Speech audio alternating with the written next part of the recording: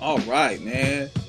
So with this video here, I want to talk about the endless beef, tension, and turmoil that led to the Wu Tang Clan not only seeing eye to eye, but made it possibly complicated within the past 30 years.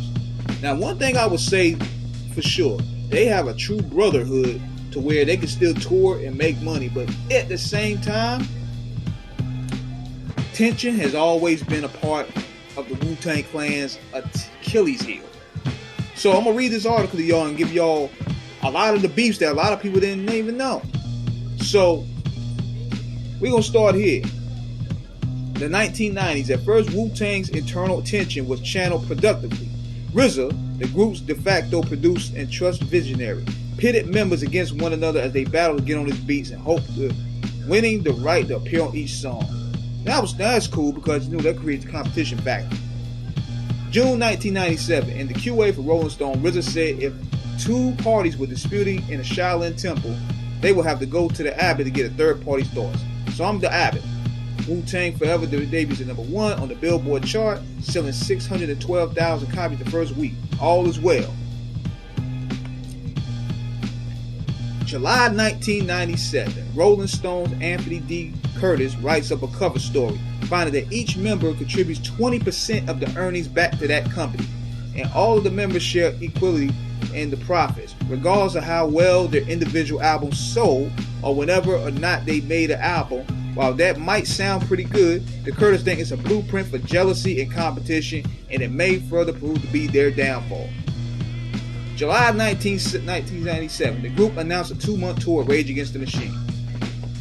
It is my understanding throughout the Twisted Labyrinth that it is communication system of the Wu Tang Clan that they are not any more shows on the tour apart because of the difficulties they're having with their own group, says Rage guitarist Tom Morello. Soon after, RZA tells MTV that most of the group wasn't even short up for tour dates by that point anyway. Under the title Wu Tang Forever, U-God said that he tried to talk ODB into his problems, but that's his own man. He's his own man. When he told that Method Man didn't know a Wu Tang video game was out until someone asked him about it, U-God responds angrily. U-God, he's on the road, so nobody should ask him that ish. He's always on the effing road, so he doesn't really know what the F going on. November 2000, the AV Club reviews the W, saying it sounds like they're struggling to make order of the chaos about being swallowed by it. Oh man, this was a review about the chaos about the W album. 2000, RZA calculates each member of the group would have made $220,000 if only they have own show up to their concert dates. Right, June 2001, Method Man let loose on the Shaolin swordplay that turned inward and denied that any busy at work recording their dirt album Iron Flag since there's internal BS and their sales are what they're not used to be. One reason could be that the studios aren't as full as they once were. ODB's in jail, Jizza opts to send over Pro 2 files from afar, no one's sure why, and Capadonna has somehow ended up driving a taxi in Baltimore. It is rumored that the FBI cornered him into acting as an informant. Apparently, there's some connection between the Wu Tang Clan and the Gambino family. RZA would say later that that album was put together in 30 days upon its release in December. The Guardian's review called the record sloppy and uneven. Now that record came out around the time where Lyle was going through their trouble, so I figured they wanted to rush that record in for the third quarter, for the fourth quarter. June 2003, Method Man goes on the Big Boy neighborhood radio show and lets loose. Ain't no Wu-Tang album going down unless everybody comes together as a group and stops coming together as these solo artists. Everybody you know basically sucking they self off. You're only good as your only last hit, homie. Know what I'm saying? And our last hit was Cream. Apparently, one thing for sure, it seems like Method Man seems to be the level-headed one of the group because he's the baby. He never came in with an ego. He always came in as a team player. That's one thing I always loved about Method Man. Even when you look at the Wu series, when nobody wanted to work with RZA on his new sound, Meth was the first one that jumped in on the Reunited track. But going on, August 2003, MTV reports that neither Raekwon, Inspector Deck, nor Method Man liked the idea of ODB signing to Rockefeller. Inspector Deck compares it to fighting on Iraq's side. Damn. Meth said brothers ain't really been in contact with each other. Don't let none of them fool you like we talk to each other every day, because we don't. Whereas we're at the right now, a lot of people got a lot of issues they got to deal with, personal as well as business. RZA jumps in to say, I know members of the group are upset about it. They're upset based about egos. November 2003, number one on my ish list right now is RZA's business partner Divine from Divine Management, Wu Tang Management. He took something major from me that he had no intention of giving back, says Method Man, speaking of Blender Magazine. Wow. November 2000. So, going to 2004, the tension still mounts. U-God leaves the group, release of the anti-RZA DVD titled Rise of the Fallen Soldier. He accuses RZA of being a devil and a slave master, of favoring certain member project over his. RZA posts on the Wu Tang website, Godzilla had a distorted memory of the Wu and his involvement. U-God goes on Hot 97 and tells Sway straight up that is a publicity stunt. Before RZA calls into the show, it's a strange conversation. U-God joins the group again. Going on, it gets even deeper. Summer 2004, to get ODB to leave his hotel to perform a Hot 97 Summer Jam, RZA bribes him with an extra $5,000. Sadly, November 2004, ODB misses another concert, prompting Method Man to call him out on stage. There's no one bigger than the Clan. When we see Irv Dirty Bastard tell him that, the next day ODB dies at a record studio from an accidental drug overdose. Damn. So then it gets even worse. 2005, Ghostface Killer sued RZA for unpaid royalties. RZA, who also acts as the group producer, claims his 50% takes his standard. August 2007. How could hip-hop be dead if Wu Tang is forever, RZA said. October 15, 2007. Ghostface tells MTV the hierarchy at Wu Tang is on some bullshit and complains that the group is trying to release 8 Diagrams, their album, on the exact day as the Big Doe Rehab, his album, to sabotage him. He closed by saying, niggas better pay me my effing money. Matter of fact, he can keep the money. Just get them out of my life right now.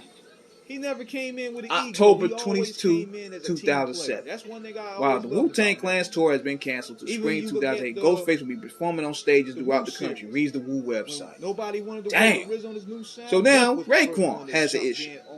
November 8th, 2007. Raekwon tells Hot 97 this info. 1 minute you my brother. August 2003. 1 minute we doing business, and that's the problem. And nigga made you say you loved him, but you don't love him like that.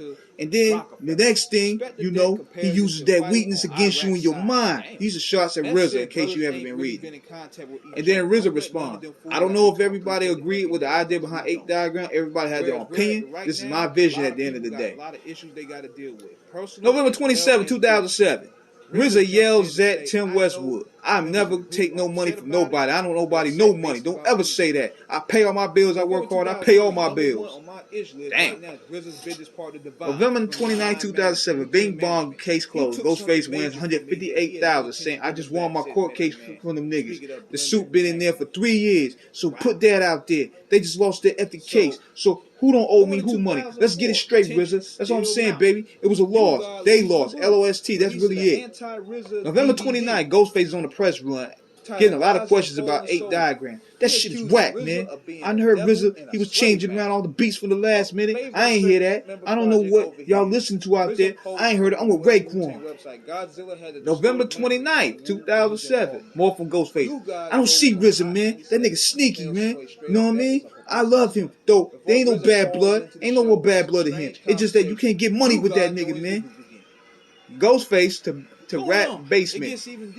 I've had a date since last June, and the Clan was supposed to have an album come out, you know what I mean? It was supposed to drop in August, then October, and I guess it wasn't making the deadlines or whatever. RZA and Divine didn't even want to drop it this year. They wanted to be about the Wu, and it seemed like a lot of funny shit was going on, you know what I mean? RZA ain't listening. He wanted to make 8 Diagrams how he wanted to make it, and it ain't come out right. He always wanted to do the whole thing himself, produce a whole album, you know what I mean? With let's bring in other producers, let's bring in Kanye, let's bring in Pharrell. You know what I mean? You ain't got to do the whole thing yourself. He want to make all the instruments and shit, and it sound horrible, man. December 3rd, 2007, RZA tells MTV that You God is blown away by everything RZA's making, that he believes that they're on the right track.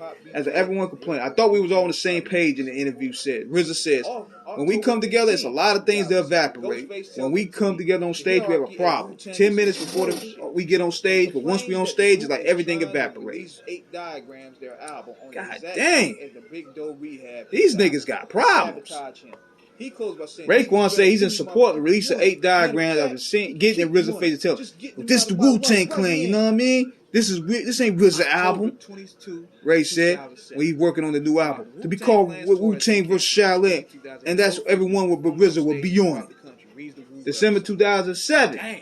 December 17, 2007. We're not talking to each other. We have lawyers speaking as we speak, and we know. So we going down here. You guys sues RZA and management for unpaid royalties. Method Man said they got You God to sue him for over 170K. That's it. So now he's going through issues with You God in 2008. Then RZA said flat out, I'm not doing business with Raekwon. RZA tell MTV we could be brothers, but we can't do business because he's doubting my business judgment. You're doing business, you gotta have that faith. It takes faith to do that business. Me and Ghost is family, so I don't like to speak on that situation. But he has people around him that's deluded. They can make him believe something that's not real. I said this to Ghostface last week on the bus. He said to You God, if you're trying to sue me for 100,000, I don't owe you shit. Why would you say something like that? You let your lawyer gas you up. I said to Ghost, how the fuck I owe you $2 million? God, shit is crazy, G. And there's a lot more to go there, man. I mean, that have to take a part two. But what goes down to, man, it's like RZA brought a lot of these people together. I gotta credit RZA and Divine for this. Like, yo, you brought 9 knucklehead niggas together and you created a dynasty. I can't imagine the headaches he dealt with, man. But that's a part of that article, man. I'm like, look, there's a lot more to it. I might have to do a part 2 tomorrow. But I don't see RZA, man. That nigga sneaky, considering that these dudes are touring like it ain't nothing, considering the fact that there ain't really been no diss records, that brotherhood must be deep. But these problems stunted the Wu Tang's growth in a lot of ways, man. So let me know what you guys think in the comments, man. This is King Eric signing out. Peace.